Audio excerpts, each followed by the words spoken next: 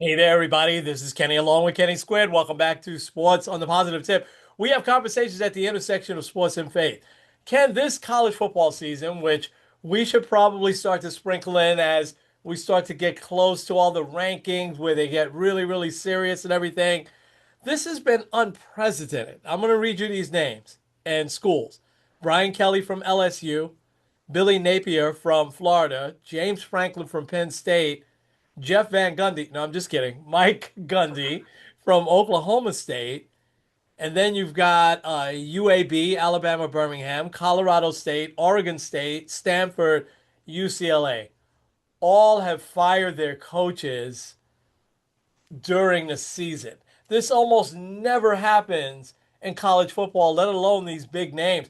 Brian Kelly's probably the biggest name, leaving Notre Dame to go to LSU, and they owe him a ton of money, $54 million still on his contract. What's causing this, Kenny?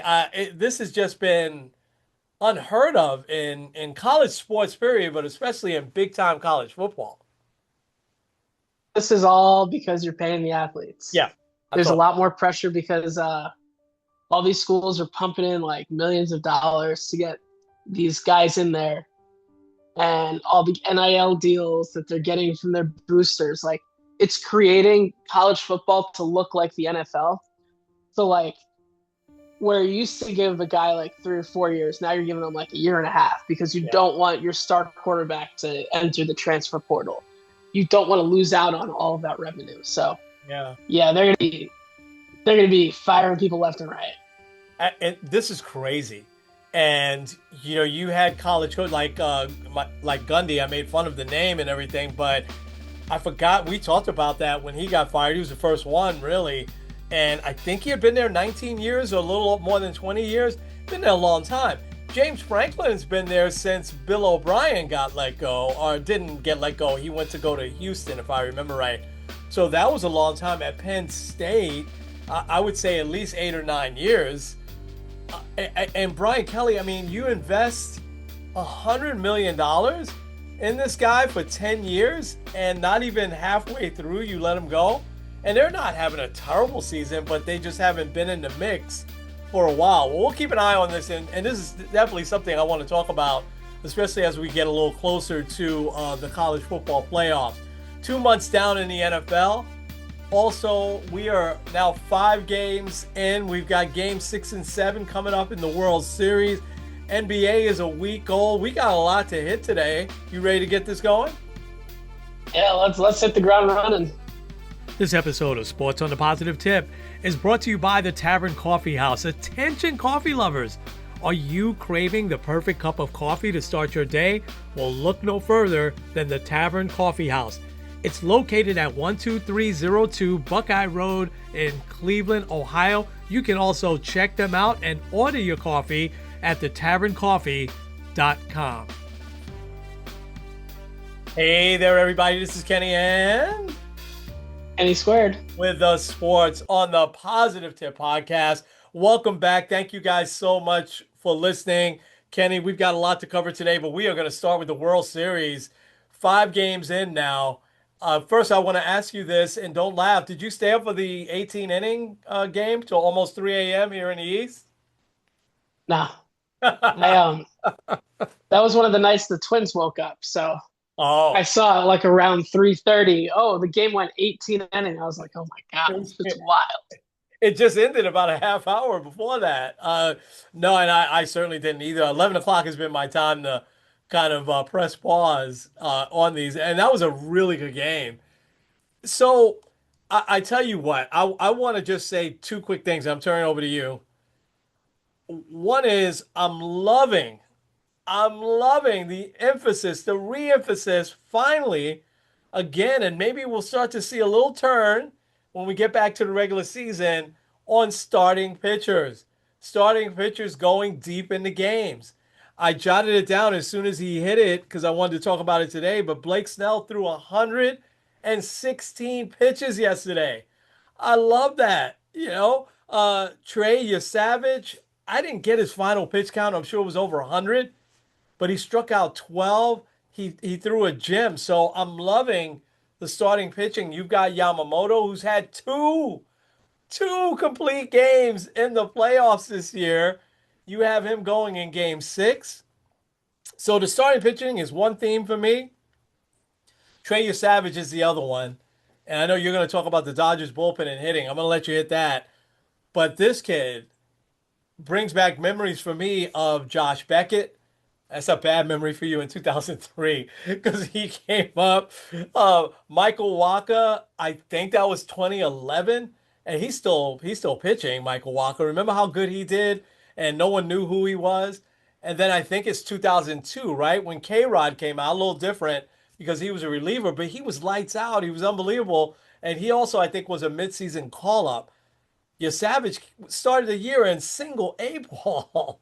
I mean, what he's doing is just incredible. So it's really been all about the pitching for me. I know there's been some big home runs, and I think the Dodgers are making a lot of mistakes on the field and on the bases. They're definitely rattled. And now we go back to Toronto. All Toronto needs is one of these two games, but they get Yamamoto and they get Glasnow. Glasnow didn't pitch that great his first time around, but he went relatively deep in that game as well. So that's been my take. I've got a couple of other things, but let's hear your take on what's been, I think, a fascinating World Series so far. Yeah, it really has been. So the Blue Jays have an opportunity here to do something that's only been done once since 2013, Hmm. and that's clinch a World Series on your home field.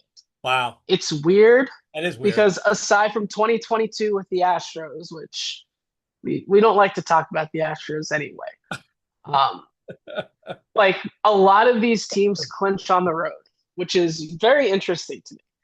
Um, but yeah, I think one of the biggest keys, I wish I had said it here instead of texting you like in the first inning of game one, but one of the biggest keys to me of this series has been how much have the Blue Jays been able to get these starting pitchers of the Dodgers to work their counts. Yeah, I could tell right from the beginning in game one, getting 20 plus pitches from Blake Snell caused him to not go 7-8, but 6-7. Right.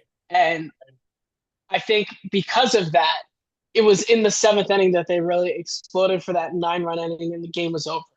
And the Blue Jays have done that fairly consistently where they're working the count, where they're getting some of these guys that normally are willing to go the distance to kind of shorten those outings. That's the only way they're going to get to Yamamoto. Yeah. Even if they are shut out in like 6 innings and he has 118 pitches, that's the only way that they have a shot. I don't know. I don't think they're going to win tonight. I think they win it in seven, or not tonight, tomorrow. Right. But I think that really that to me has been one of the biggest takeaways for me is like the Dodgers pitching is really good, but their bullpen is not. And getting into those guys, into the sixth, seventh, the middle relievers, I think is going to be the key to win one of these next two games. And I hope they do because it'll be good for baseball. Because then you're not going to have the whole discussion of, well, the Dodgers just overpower everyone, which we talked about last week. Yeah. You got to do it on the field. Go ahead. Mhm. Yeah. One of the biggest things I want to talk about here real quick is the intentional walks, because that I've realized has been a topic recently Yeah. in like the broader sports. Because like there's a lot of the sports media that doesn't necessarily watch baseball until it's the World Series. And so people are seeing this 18-inning game 3, and they know Shohei Ohtani is the best player in the world. He gets on base 9 times, but is intentionally walked 4. And everyone's like, oh, get rid of the intentional walk. It's bad for baseball. There's no way of doing that. Yeah. Because if you got rid of the rule that you can't just intentionally walk someone, they would just throw 4 bad pitches. Because that's what used to happen anyway. Yeah. Yeah. And like the strategy of the intentional walk sometimes pays off and sometimes it doesn't. Yeah. Or choosing not to. Like we were watching the game, the Yankees and Blue Jays earlier in the year when Schneider, who loves to intentionally walk stars, he intentionally walked Judge 5 times in a 4-game series earlier this year. He's like a majority of the reason why Aaron Judge set the record for intentional walks for an American League player. Yeah, Um, but like he decided not to in a big critical moment in the seventh inning, and then Judge hits a 3-run homer. yeah, So then people are like, well, why did you intentionally walk him? yeah, But then on the other side, sometimes it doesn't work out, such as Game One of the 2024 World Series. Mookie Betts gets intentional walked in front of Freddie Freeman, who then, yeah, we don't want to talk about that, but like it's it's part of the strategy of baseball, yeah, and it's hard to just like it's not something that you can just easily combat. Um, Sometimes it'll work out, sometimes it won't. Just like any other strategy that you implement in baseball. yeah, And I think like it does kind of give a bad taste where anytime your star player comes up, they're basically just walking straight to first base. And yeah. like I get that that's kind of weird, and especially if you're talking like the casual fan, where like they want to see Shohei Ohtani hit in the big spot. Of course. I do have maybe a slight addendum to the intentional walk rule. I don't know if it'll work, but let me know what you think. Um, you're allowed one intentional walk per game for like one per player. And if you have another 4 pitch walk of that player after that, they're awarded second base, not first base. Hmm. So Okay. that gives like a guy Yeah. like Shohei Ohtani, he's not going to get just 4 pitches outside of the zone. He's going to get a strike or he'll end up at second base. Right. So Right. Yeah. I don't know. It I might be interesting. I don't think they'll do it. no, I do like that though, and because what they'll argue is that on the four pitch walk that my pitcher just he can't throw it over the plate. You know what I mean? He lost his control or his command. But I hear what you're saying, and I think that a lot of the writers that aren't baseball purists, right? You mentioned that some of the writers don't watch until postseason or even the World Series. Baseball purists know that that's part of the strategy of the game. But baseball purists also know that whoever's hitting behind Judge or whoever's hitting behind Shohei, it's their time to step up. So you step up, then they're not going to intentionally walk Shohei. I think I texted you, and I'm sure it was more than one time that Buck Showalter, he walked Barry Bonds with the bases loaded instead of giving up 4 runs, giving up 1 run. And so that was the ultimate of intentional walk. Barry Bonds, I don't know what the number is, but I'm sure he in history had more intentional walks than anyone else. People walked him all the time, but he still got his hits. He still got his home runs. Shohei will still get his hits. Aaron Judge will still get his hits. But I think that's just part of the game. Speaking of part of the game, I have a question for you. And this is not my original one, David Sampson. I heard him say this, I guess it was yesterday, whatever the day was after the 18 inning game, because he stayed up and watched the whole thing. He's a nut. Um, and so he said that there shouldn't be any scenario where a game goes that long, right? Because we have the ghost runner during the season. I don't remember a game with the Mets this year going more than 11 innings, actually. Maybe there was a game or two that went 12. But his idea with the ghost runner in the postseason is maybe you don't do it for the first 3 innings, but then you do it for the 13th inning. And then in the 14th inning, you put on two ghost runners, So this way you don't have this scenario where I think it was like over half the country had to turn the TV off. And probably most of the half the country was here in the East because people have to go to work, the next day.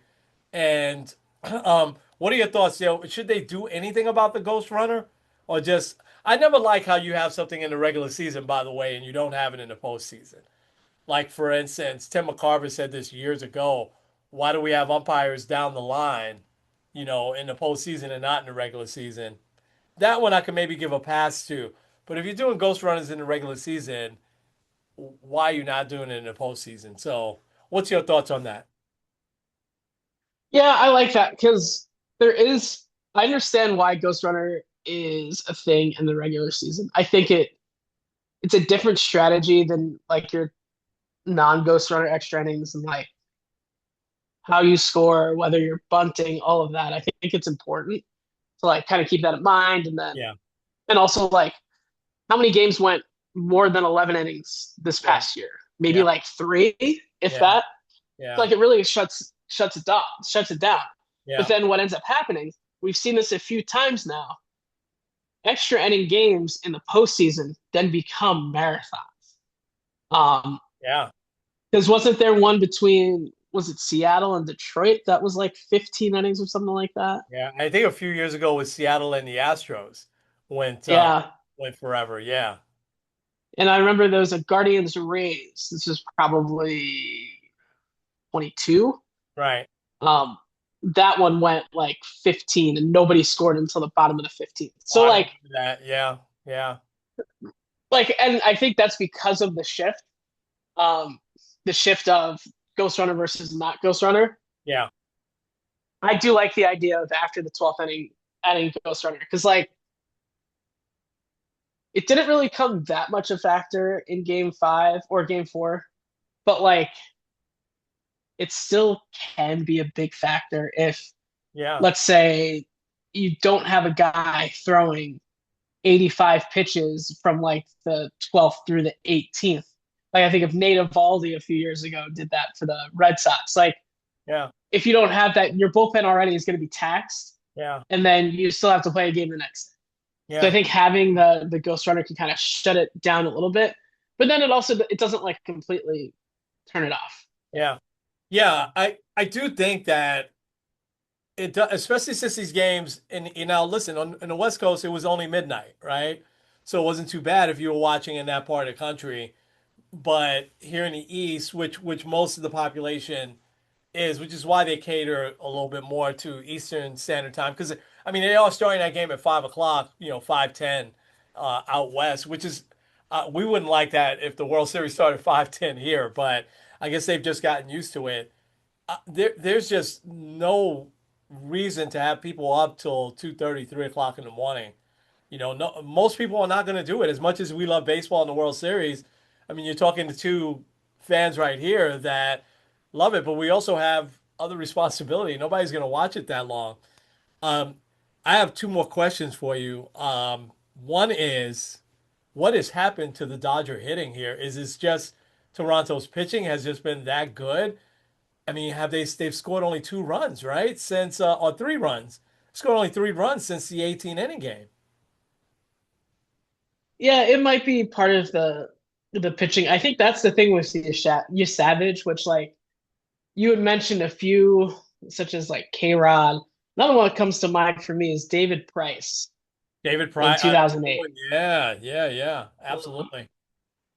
Obviously, also one that in a negative way would be Matt Harvey in 15, although I guess he was already Yeah, yeah, up. But like I think because there as isn't a lot of familiarity there, I think that's part of it. And then also just like sometimes you just hit the bad stride in the wrong time, and we see it with the Yankees a lot. yeah, The Dodgers are a little different because they are a little bit more focused on like the contact. yeah, But like Shohei Ohtani's had his moments, but also he can go a little bit of a stride in a little bit of a slide in the postseason. yeah, yeah, Um, Same with Mookie Betts. Like last year before the World Series, I think Mookie Betts was batting like 180 in the playoffs. yeah. So He looks lost. Mookie Betts looks lost in this series. He's playing great in the field, although he made a bad error on that double play ball, the throwing error that he made last night. And the Dodgers look rattled though, and they do. Like you mentioned, Ohtani. Ohtani at times to me, it's rare, right? But at times to me, he looks way off balance. Like he's swinging way too early, and when he seems to hit his stride, I mean he can't miss anything. But he'll go into some of these little slumps. Like he hasn't really done much in the last couple of games. Um, but I think part of it is the Blue Jays pitching. Their bullpen has been solid. Um, and they've had that bullpen lined up pretty good. I mean, you throw Chris Bassett out there like they did the other night. Schneider has done a great job here. Roberts, I think, has done an excellent job as well. But his guys have got to come through for him. I mean, he can't do anything if they're just scoring 2 runs and 1 run like last night. My last question for you is this Vladimir Guerrero Jr.'s coming out party? I mean, he's been amazing, not just in the World Series, through this whole playoffs. Yeah, and I hate saying that, but yeah. Um, I will say this though, I'm very glad for everybody's sake that he signed that extension before the year started because he was set to become a free agent. Imagine the payout he would have gotten. Of Yes. course, he wouldn't go to the Yankees. I believe. Yeah. I believe, and Aroldis Chapman said something about that this week. But I believe there was like an issue. Oh, they were about to sign his dad back in the day, but then like Oh, someone kind of spurned him. I want to say maybe George Steinbrenner. No, really? And with Guerrero the elder, would he have shaved back in the day? I don't know. He had that big thick beard like his probably son not. does. Yeah. I could have sworn that Vladimir Guerrero Sr. won a championship. I could have sworn he was on that 2002 Angels team, but he wasn't. You know, Nah, because they said, he won the MVP in the American League. He was an All-Star a lot of time, but he never won a championship. That was in that Montreal Expo thing that I watched. And I was like, wait a minute, wasn't he on the? I thought that he was the guy who really carried the Angels that year, but it wasn't. They didn't sign him until the next year. So listen, and so your pick is you think the Jays are going to hold on here and win in seven, and that was your pick originally, right? yeah, I think I said like the Jays in five. Yeah. Um, but yeah, I went with the Blue Jays because like I don't know, sometimes the rest versus rust, but didn't really affect the Dodgers that much. No. I think the 18 inning game has affected them more. It probably has. That's the thing, and you've really hit on what I think has been the key of the series. You said it back in Game One that if they can get to the Dodgers bullpen, the Dodgers would be in trouble. And you said make them go in the long counts. And this set of Blue Jay guys and a lot of these guys, unless you follow them like you do and they're in the same division, a lot of these guys you've never heard of. Like Schneider that hit the home run yesterday, and Barger who hit the big home run. I was like, I haven't heard of some of these guys, but they're just solid baseball players. As I look at Ernie Clement, he's just a solid player. My guy, Jimenez, I think he's batting one something, but his three or four hits have been huge hits that he's had, and he's played a flawless shortstop. So I think that. I picked the Dodgers in six, I believe was my pick. I think Yamamoto will be Yamamoto and he'll shut them down in game six.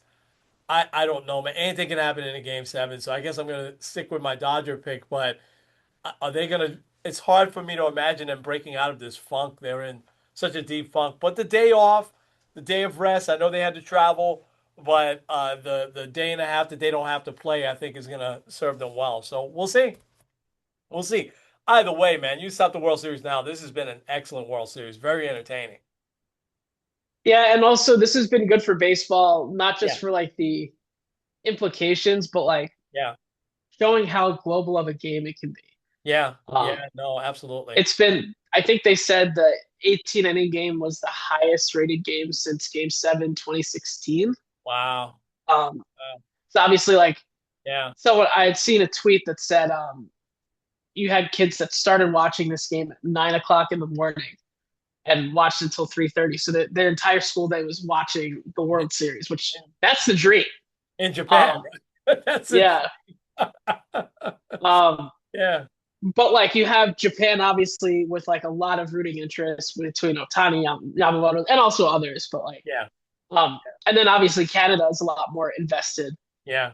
Haven't won a title here in 32 years, so Yeah. especially if they win, it's going to be loud. Oh, I tell you what, though, I think we were there.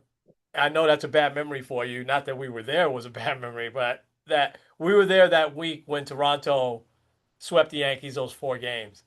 And I kept telling you, I was like, I cannot believe how these fans have shown up because there's been times they don't call it the Sky Dome anymore, right? The Rogers Center. There's been times where over these last years, even when the Blue Jays were good in like 2015, 2016, where you look up and the place is half empty. and not that loud.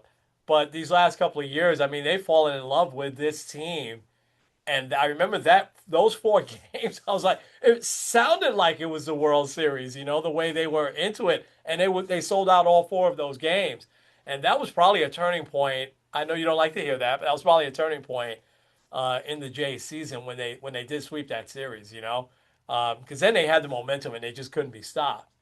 But yeah, I'm with you. I think they're going to be super super loud. Dodgers fans have been good, but I think they're going to be super loud. All right, we'll be watching. Ready to get to some NFL? Yeah, let's do it. This has been a odd week. I'm going to start to pull your slide up here as this was an odd week in that I thought the Jets and Bengals game was, in my opinion, the game of the week in terms of excitement because some of these other games just weren't that exciting. The Chiefs and Commanders wasn't exciting. The Sunday night game wasn't that exciting. The 4 o'clock game, Denver Dallas, I thought was going to be a much more competitive than it turned out to be. But I mean, it's still all about the Colts and the way they're playing. I also think that the Pats. I'm going to be anxious to hear your thoughts because as I was exchanging messages with our great friend Tony Bolton and your great friend, as you know, he's a big Titans fan, and so he's still bitter at Mike Vrabel. He was bitter when they Uh, let him go, and I mean, you just see what great coaching. No shot on the coach they had last year, but you just see what good coaching can do, especially in football to a team. And so let me share my screen, and we'll give you some time and space. Listen, the Jet game. I'm going to use that for my inspiration as well. But the Jet game was special. I thoroughly enjoy. I watched most of it, and I thoroughly enjoyed it.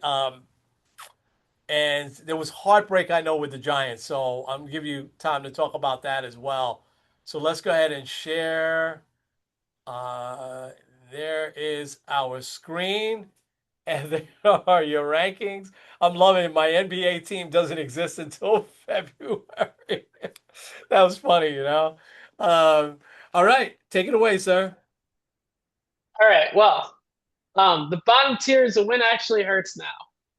These six teams, if they win, it actually puts them in a worse position because now you're just like, at this point, it's all about the draft. So can I And stop you for a second? And I gotta get the Cleveland point of view here.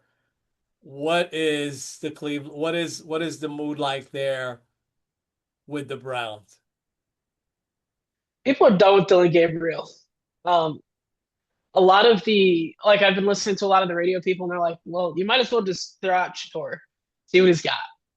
And that's kind of how I am. And it kind of seems like a lot of people are really, really focusing on Stefanski and how he hasn't done what he should be doing. Yeah. And I agree to some extent.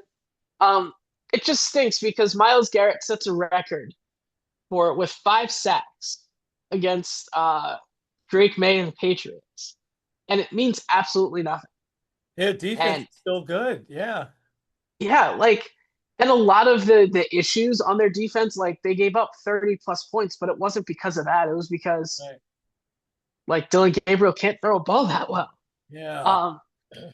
and I saw a thing that like the Browns said that they're not trading Miles Garrett no matter what.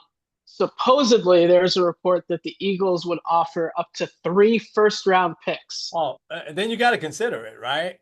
You got to consider Yeah, my only thing though is the Eagles are good. So like your draft picks are still not going to be great.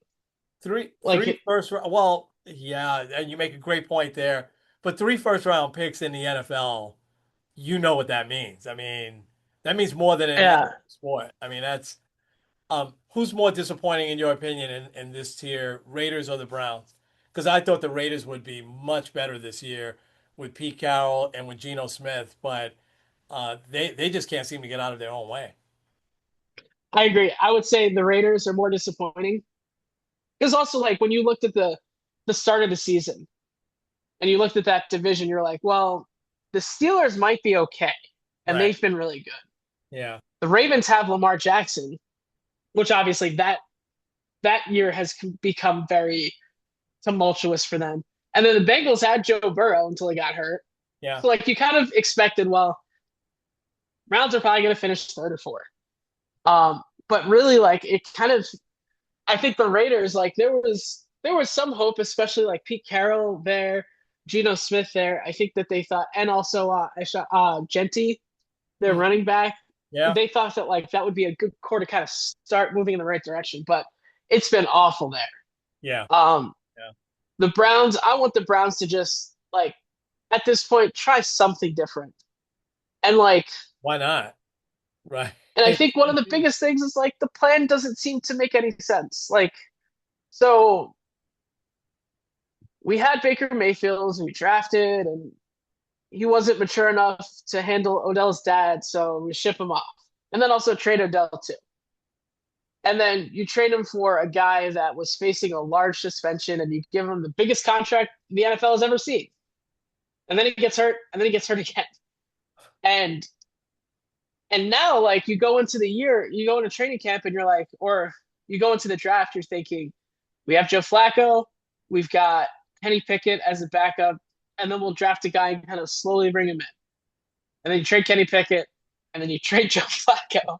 And now you have both of these guys. Oh boy. Um, See, what'll happen with the Browns is they'll be out of it, but then once they announce that Shedeur is starting, which will probably cost Kevin Stefanski his job, they'll get a lot of buzz.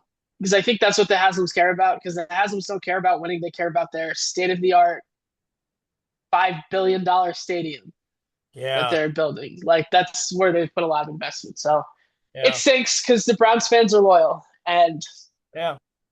man, the two times that they won, everyone was happy. And now everyone's just back to sad. And it's cold and rainy, so that doesn't help either. And Um, we feel the same pain as New York fans too, because it's been a long time. And but is this is even hard to say. The Cleveland Browns have never been to a Super Bowl. They're one of the few teams that's never been to a Super Bowl. And at least the Giants have, the Jets have. I don't remember the Jets one. At least you have some memory of the Giants too. And I have memories of the two that the Giants were in before that. But it is just hard to believe. But all right, I'll keep quiet. Go ahead. Jump back into your list. yeah, and I agree. It's like, let me tell you, if the Browns made the Super Bowl, even just made it, the city of Cleveland would be on like cloud nine. I think more than when LeBron won the championship. One day, I mean, Um, it's gonna have to happen, right? Let me ask real quick question, and I should know this because I'm sure you've talked about it before. Is it an open air stadium or does it have a dome? The new stadium they're building. New stadium is going to be a dome. So A dome. Okay. I mean, Cleveland will attract stuff. You know, yeah, Cleveland will attract a Final Four. Cleveland might attract the Super Bowl. Just the weather's so bad. That'd be a shame to have the Super Bowl there in Cleveland, but Browns haven't been to one. But they'll be a Final Four there in Cleveland. I would say probably in the next 5 6 years. So that is interesting. So okay, all right, go ahead. yeah. And they'll get other bigger events that Oh yeah, they yeah, can't have this time of year. So yeah. um, I'll just rattle off the other ones: the Cardinals, Raiders, Saints, Dolphins. The Dolphins looked really good. That was weird. And then Yeah. the Titans. And they play the Ravens tonight. I think the loser, forget it. Will have 7 losses. So we'll see what happens there. Yeah, Lamar is expected to be back. So Yeah, he's yeah, playing. that should be game over. Yeah. Um, I had the Jets on their own tier at the bottom last week. They're moving up to their own tier because they had a good win. Yeah. It's the best we've seen of Justin Fields. Yeah. I think also just the getting off of the filling the column of the win, I Oh think will yeah. be really impactful for Aaron Glenn and the rest of that staff. And So the way they good did for it, them. they were down 30-17 going into the fourth quarter. So the way they did it too, man, was incredible, I thought. It was just a spectacular win, one of the best wins that the Jets have had in a long time. So I'll enjoy that moment. I mean, there's a bye this week, so we'll see what happens. Yeah, and also I think Justin Fields might have saved his starting job at least for a couple Oh, of yeah, weeks. We'll see how it goes. definitely. Um, Next year is optimistic with the run. These six teams have an outside chance of making the playoffs, some more than others. The Ravens, because you have Lamar Jackson, I think that there is a lot of optimism, Yeah, even though they haven't shown a lot of reasons to be excited about this team. Um, the Bears are a very interesting scenario very interesting. um, because I think it was Colin Cowherd that says this, that when it comes to rookie quarterbacks, around Thanksgiving time, year two is kind of when you want to know whether or not you have your guy. And I think we're approaching that point with Caleb Williams, and I think we're still kind of not sure. Um, I think eventually, I think he is talented enough, and I think giving him at least till the rest of the season to see that growth can be good. Oh But yeah, also, that division is tough, and it's going to be very late, very early for them. yeah, But they make a run, they've got a shot. yeah. Um, the Vikings also, I don't know who they're doing at quarterback. I think it's JJ McCarthy. I know Carson Wentz is out for the year. The longer and longer it looks, the more and more you wonder why did they get rid of Kirk Cousins and why did they get rid of Sam Darnold? I don't get Because it. both those guys are And there and will probably be better. though they're having those conversations in the back room, right? We could have franchised. I don't see why they didn't franchise Sam Donald, Yeah. and hold on to him at least another year and then see what you have from there. I mean, the guy obviously shows that it wasn't a fluke. Uh, Now, let me ask you this. There's a lot of controversy there that Carson Wentz took himself out of the game and a la Anthony Richardson last year. But the guy has a total messed up shoulder that apparently has hindered him all year. But yet, and I saw a few clips of the talking heads in Minnesota. You never take yourself out if you're the quarterback, especially. And I mean, he took himself out dramatically too. He just ran to the sidelines, threw his helmet, you know. Did you hear about that? And any thought? I think Carson Wentz is a tough guy. He played with this injury, all the time. I think that criticism was a little unfair. You can criticize his play, but I thought that criticism was a little unfair. And he probably felt something. Like Yeah, he probably felt like a pop or a pull or something that yeah, like yeah, made it worse. And yeah, Carson Wentz, like he's playing for like his NFL career. He yeah. recognizes he's not going to get a ton of other opportunities. I, So he's not going to willingly just be like, well, I'm done. yeah, Anthony Richardson, on the other hand, I don't know. But yeah. um, but yeah, I mean, another team, uh, the Baltimore DC area might have the most disappointing football this year, and That's that's including the Jets and Giants. yeah. Um, because the Commanders are right there. I know part of it is injury, but also part of it's not. The Texans, I don't know what you do if they end up in last place or third place and 10 losses, because that shouldn't happen when you have CJ Stroud and like all of the different pieces that they had. Yeah, So I don't know. yeah. Um, the Giants, all I'll say is when I saw that Scadaboo got hurt, I was like, well, there goes the season. Yeah. Um, Someone had said uh, the Giants losing the way that they did to the Broncos could be similar to the Bears when they lost on the Hail Mary last year, Yeah. where it's like a optimistic team but gets completely demoralized because of a bad loss. I Yeah. hope that's not the case. I Yeah. would assume if that is the case and they are demoralized, it's probably the end for Brian Dayball. But I do think that they can bounce back. Um, their schedule is not easy, Hmm. but I think if you look in their a 6-win team, you have some optimism. It it's hard though because you don't have your star running back, you don't have your star wide receiver, Yeah. No, and there's no coming back from that. though they still have a couple of good receivers, and you're gonna have to correct me on the name or let me know the name. I was turning back and forth, and actually I think it was still halftime in a Jet game. And I was like, let me see what the Giants have here. And the Giants started having a little bit of momentum, and Dart throws this beautiful pass, and their receiver catches it on the run in stride, touchdown, and I think they would have been down by one score, and a flag goes down, and they called offensive pass interference, which they haven't been calling much these days. And it was like they were just kind of hand fighting. The defensive back for Philly was holding on to his jersey. I mean, it should have been defensive pass interference, in my opinion, when I saw it. And Daboll went crazy on the sidelines, as he's known to do. But I thought it was warranted there. And I thought that the Giants was still so close. This is after the Scatterboo injury. This was early in the second half. And from there on, that was it. It was fourth down, and Eagles got the ball back, went straight down the field, and then it was off to the races from there. But that to me was a turning point. And that was after the Scatterboo injury.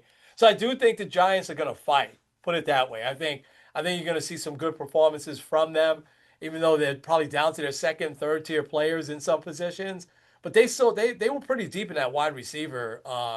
They've got a couple of good wide receivers on that team. Yeah, I also have more comments on when we get to the Eagles. I have more Okay. comments on Yep. that game because it was wild. Um, but yeah, I do think that because a lot of people are like, fire the coach, fire the coach. Jackson Dart has been doing well. It's also his first year, not even a full season. Like, I think if anything, even if they don't win another game all year, please don't, Yeah. please win another game this year. Yeah. I think that They will. I think that Dayball has at least bought himself another year. Yeah. Buy or sell. I know the trade deadline's kind of coming up, and people are like, "No, should we buy? Should we sell?" The Steelers have been weird.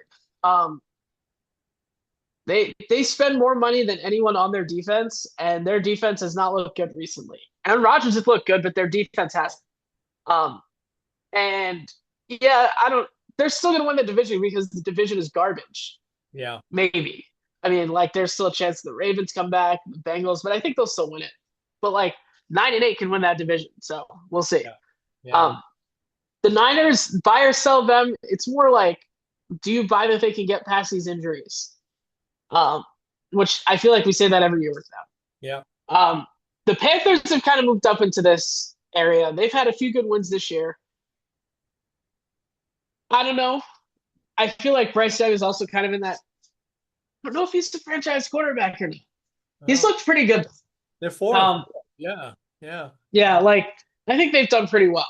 Yeah. The Falcons, I think the Falcons are like, I don't know, did we make the mistake of Michael Penix at quarterback? Because they haven't, their offense hasn't really been lit up like it should be.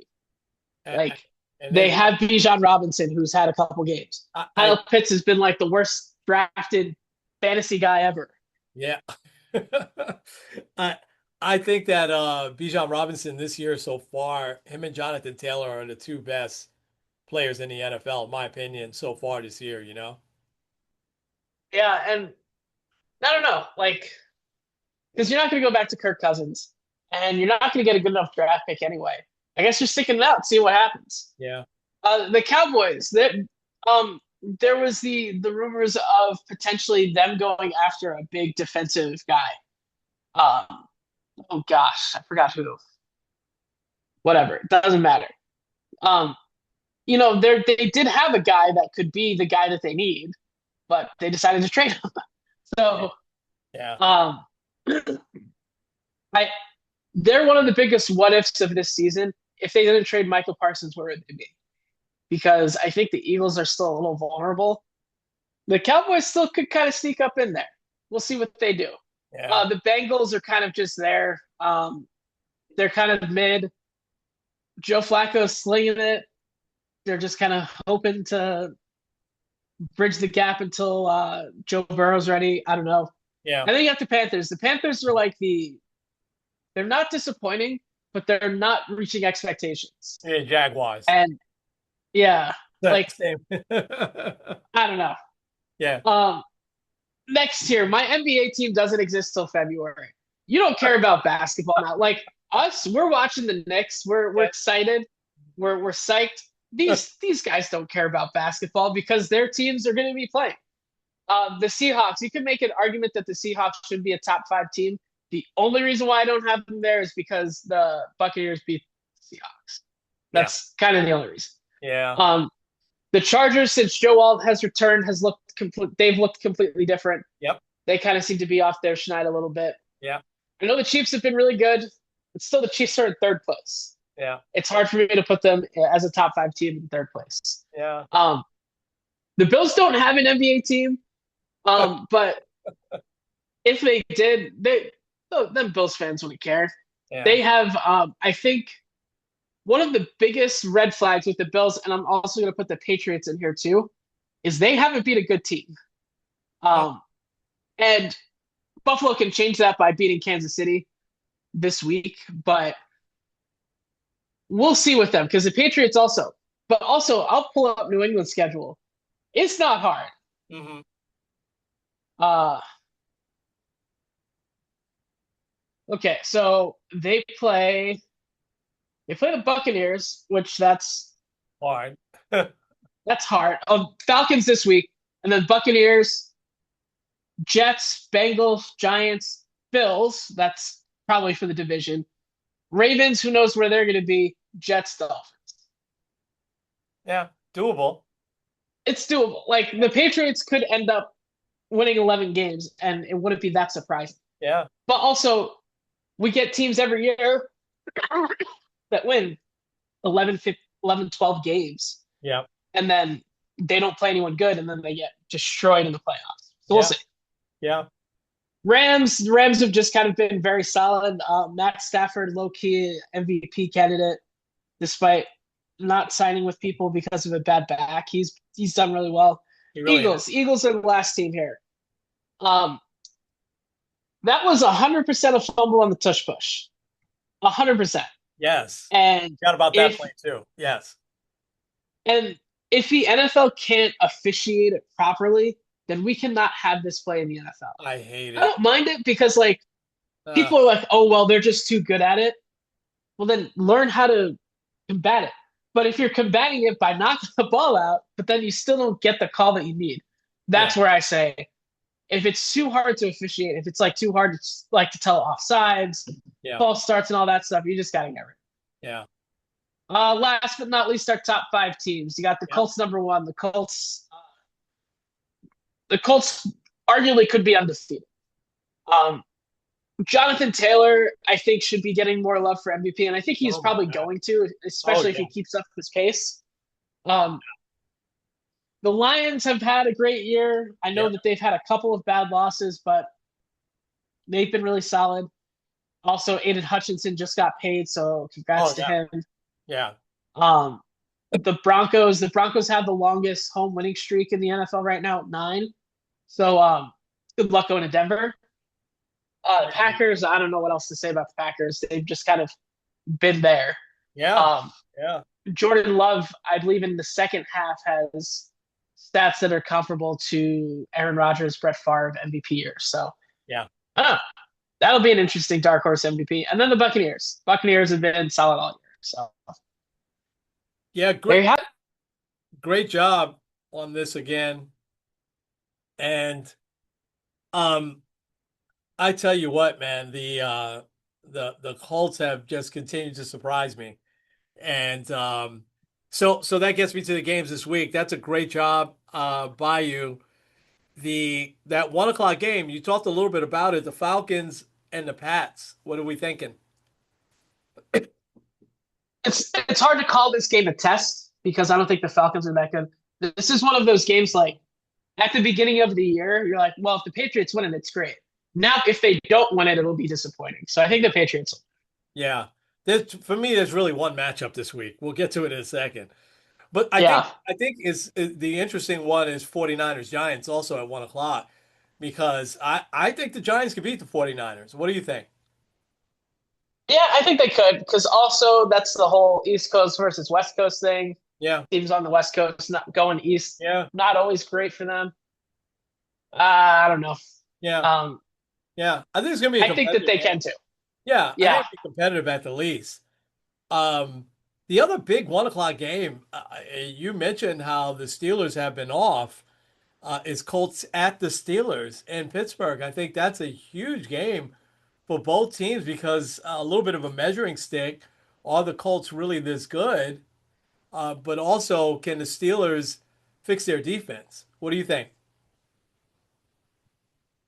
Yeah, I think this is one of those the Colts have had a couple good wins against really good teams. This is, I think, another one where they can kind of say, yeah, we're actually like a notch ahead of everybody else. Yeah, Um, I do think the Colts will end up winning that one. yeah. Sunday night and Monday nights are both kind of meh. Um, but so Monday night is Arizona at Dallas. Probably the beginning of the year, that was a good matchup. And Sunday night is Seattle at the Commanders. Again, beginning of the year was a big matchup. If the Commanders, you said it, if the Commanders can't get Jaden Daniels healthy, I didn't realize how much he meant to that team, man. I mean, we see how much quarterbacks mean to teams, like with Joe Burrow and Lamar, but boy, oh boy, Washington, I'm just surprised that they just have not been that good. And you know how the NFL schedule works. They'll take a team that was really good and all of a sudden they're on national TV every week the next year. But the big game, the big matchup, big rivalry, Kansas City up in Buffalo at the Bills, and I never can go against the Chiefs just yet. Um, what say you? Yeah, it's definitely the game of the weekend. Part of me leans a little bit Buffalo because the regular season they seem to get them a little bit better, and also in Buffalo. But also, it's really hard to go against the Chiefs, Yeah, especially the run they've been on recently. yeah, yeah. It's gonna be a great game, and you know what I love is it's 4:25, it's CBS, and just sit back, relax, and watch a good game because I really don't care who wins. But I lean towards the Chiefs though. Yeah, I to me it's a very coin flippy game. Yeah, yeah, yeah.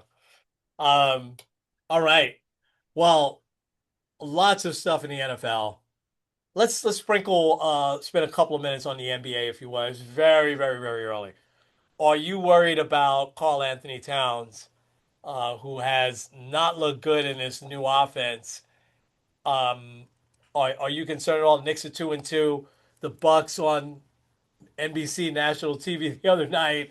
The Knicks had that big first half, had a great lead, and lost it and wound up losing, I think, by 10 to the Bucks. And Giannis looked amazing in that game. And no coincidence, Towns didn't.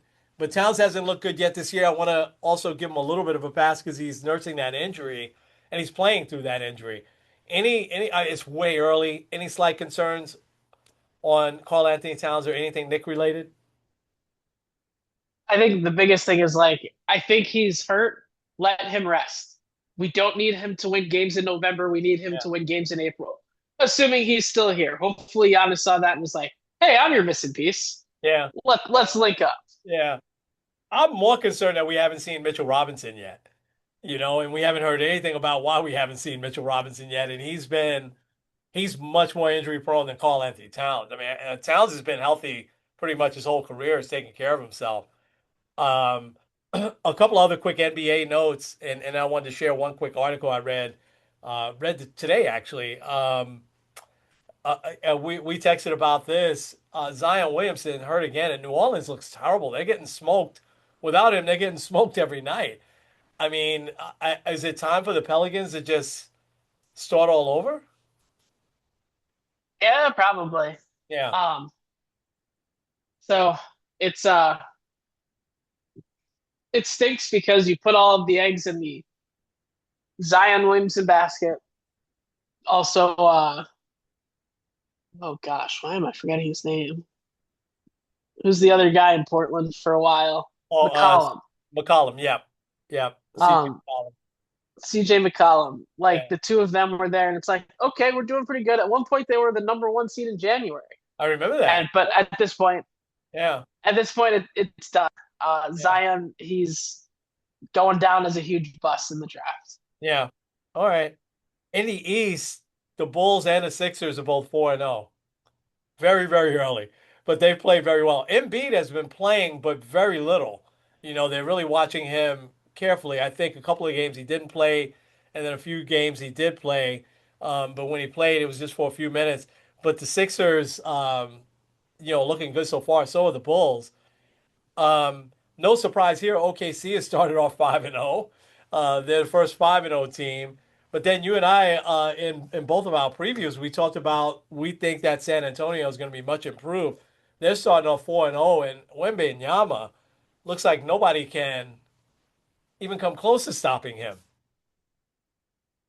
Yeah, it's we know especially in the NBA, the MVP is a lot more storyline than it is stats. Yeah, Right now, if the Spurs are the top three seed, Wemby's going to win the MVP, yeah, especially if he keeps putting up these numbers yeah. easily. I mean, he looks fantastic. Last quick thing for NBA, and then we'll get to inspiration. And if you had anything NBA, you can jump right in. But I read an article, and it was mostly interviewing Drew Holiday from Portland, because now it's kind of now quieted down a little bit, the whole betting thing. And the Chauncey Billups one, it just thrown us for a loop here, right? All of us who follow the NBA, and where you really started following it were those great Piston teams in the mid thousands, and we went to one of the games with them, and Richard Hamilton and Rasheed Wallace both get thrown out of the game, and the Knicks get a rare win over at that time over a great team. They were defending champs, if I remember right, that year.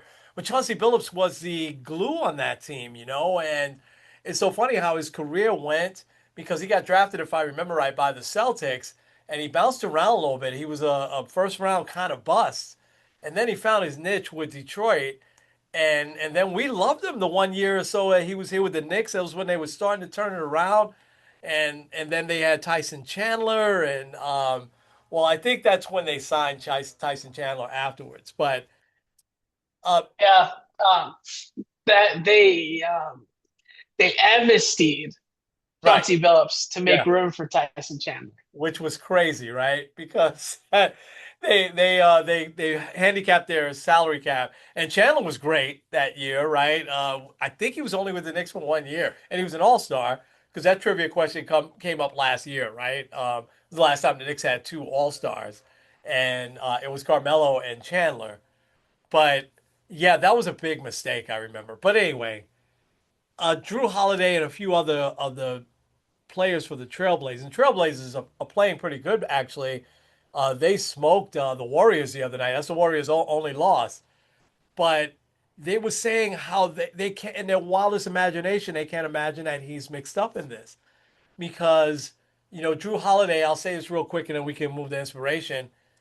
His story was when they were going to trade him, um, you know, it was Chauncey Billups who made sure that he went to a contender, because he told him, I really want to go to a contending team.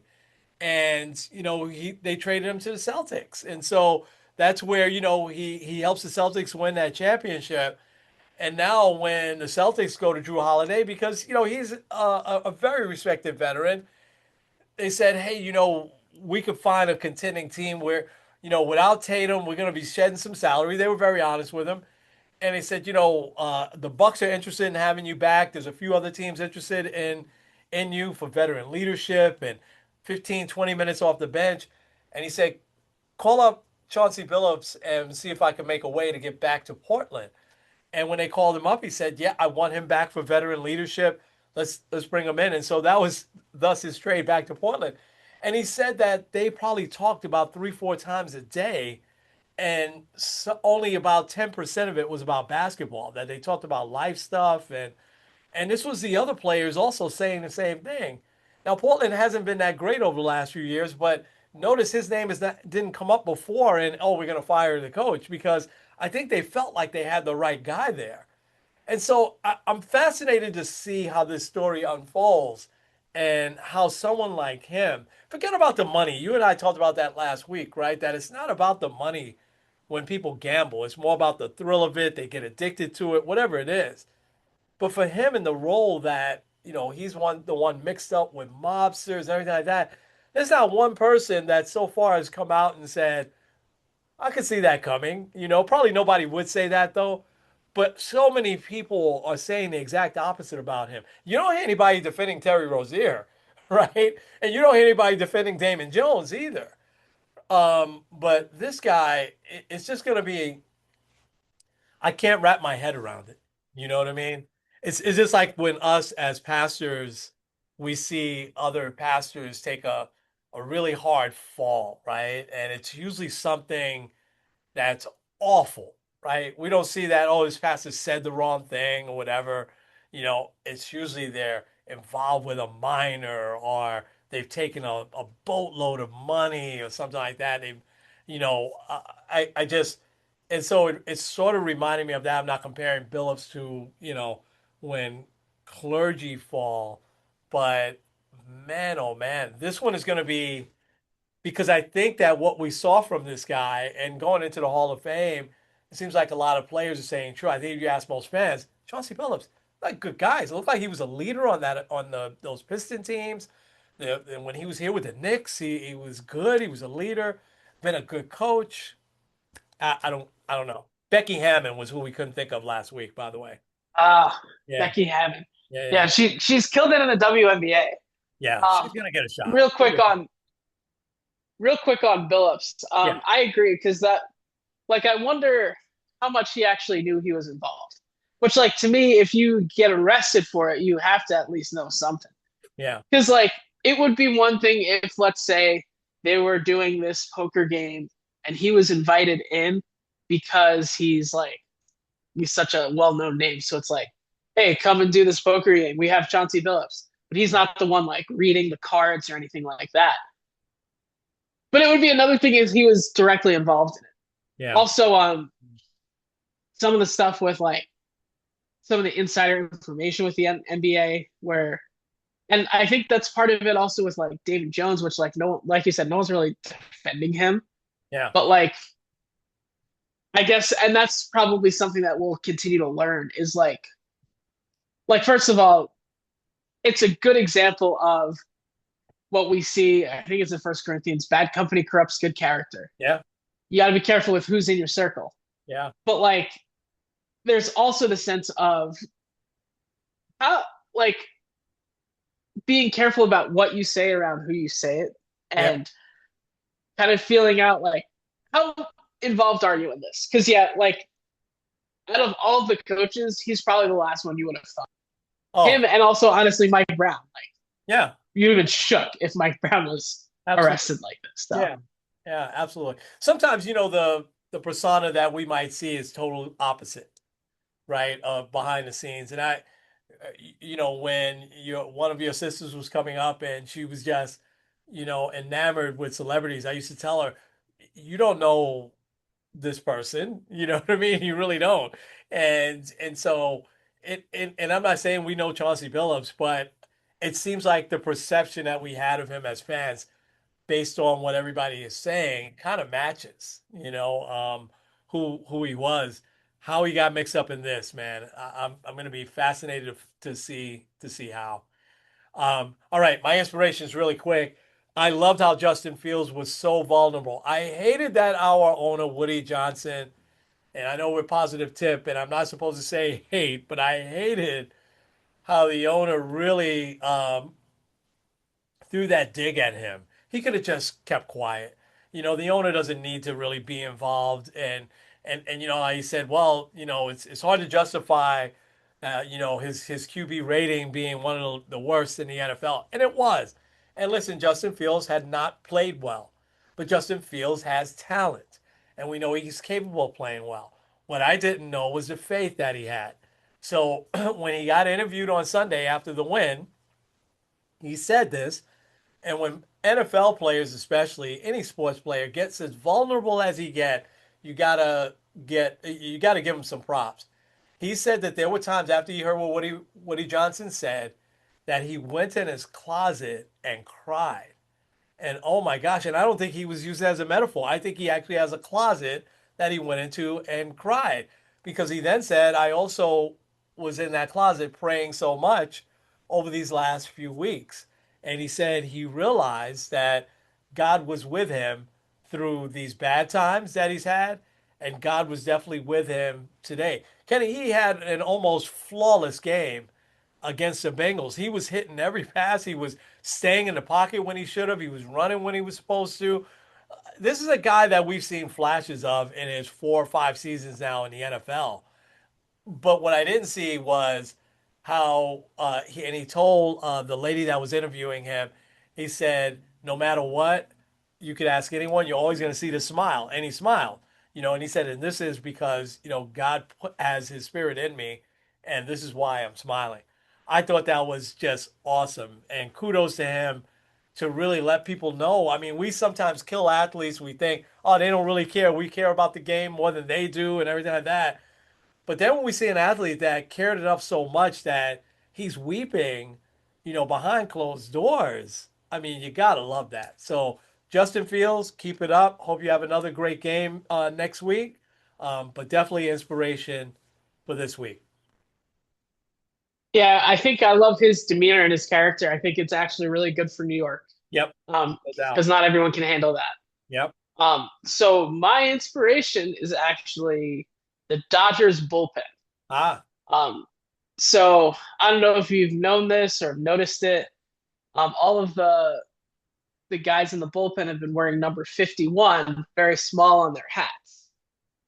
Um, 51 is representing Alex Vesia, who is yeah, a part of the bullpen, yeah, but isn't there because of what they're saying is a family matter. yeah, Nobody knows for sure, but the assumption is that, um, well, they know his wife was pregnant and something happened, and the assumption is that they lost the baby. well, So he has not been with the team. yeah, And like the Dodgers put out a statement that like we're letting him attend to a family matter and basically like we're praying for him. yeah, And so like the bullpen has kind of come together to say like we're doing this for Alex Vesia. I think the first night they did it was game 3 when their bullpen went 13 and a third innings and only gave up 1 run. So good for yeah, them. yeah, But part 2 of that is guy that's won the Roberto Clemente Award, a guy that is a very well-known Christian in these circles, threw a single out or through a third of an inning in that long bullpen, and that's Clayton Kershaw, well, who yeah, has now played his last game at Dodger Stadium. yeah, As yeah. he's announced that he's retiring, and definitely took some time after the game yesterday to kind of soak in the atmosphere. So Oh, um, yeah. shout out to him. Prayers for Alex Vesia and his family, Oh, and yeah. Amen. yeah, we'll see who wins. Yeah, absolutely. I did not notice that the 51. I got to notice that in the next game. Kershaw, maybe we'll count this for next week. There hasn't been many guys that won MVP and Cy Young. He's one of them, right? Pedro, Bob Yeah, Gibson. I want to say Verlander. Koufax did, Verlander. Um, Guillermo Hernandez was a relief pitcher for the Tigers in '84. He won both. Hasn't been many. Maybe Eckersley. I think also won both. Dennis Eckersley with Oakland. Um, but Kershaw, when he did that year, I think Ron Guidry maybe um, might have won both in his year. Bob Gibson, I know, did in '68, if I'm not mistaken. Um, but that's rarefied air, right? Yeah, well, I have the list here. Oh, good. Yeah, Uh, let's hear it. 11 guys. I'll start. I'll start with the most recent. Clayton Kershaw was the most recent in 2014. Yeah, Verlander in 11, Eckersley in 92, Roger Clemens in 86, Willie Hernandez 84, Raleigh Fingers 91, Vita Blue 71, Denny McClain 68, Bob Gibson 68, yeah. Sandy Koufax 63, and Don Newcomb in 1956. Oh, I had a few of them. Yeah. Wow. Okay. Yeah. Vita Blue, I forgot about. I didn't know Don Newcomb did that. But Vita Blue, I forgot about. That was an amazing. Ron Guidry not on that list, huh? Now, Okay. Okay. And Roger Clemens, I forgot about. What year did Roger Clemens win it? 86. In '86. Okay, of course. So yeah, they lost to my Mets. Yes. We'll be 40 years without a championship. But anyway. All right, yeah, shout out to Clayton Kershaw, man. Thanks for bringing that up. All right, bud. Lots to talk about next week. We'll have a new champ crowned that we can talk about and put a bow on the whole baseball season and talk about some off-season stuff. And we're gonna hit the more than halfway mark in the NFL, I think. And we'll continue to talk about. I think the NBA Cup's starting already, huh? Yeah, this Friday. Yeah. No, I know you. I got to get into that this year. I know you. I got to keep up with you because I know you get into that. So I got to keep up with you this year. All right, bud. Take us home, All right, this is Kenny Squared N. Kenny. Sports on the Positive Tip. We'll see you guys next week.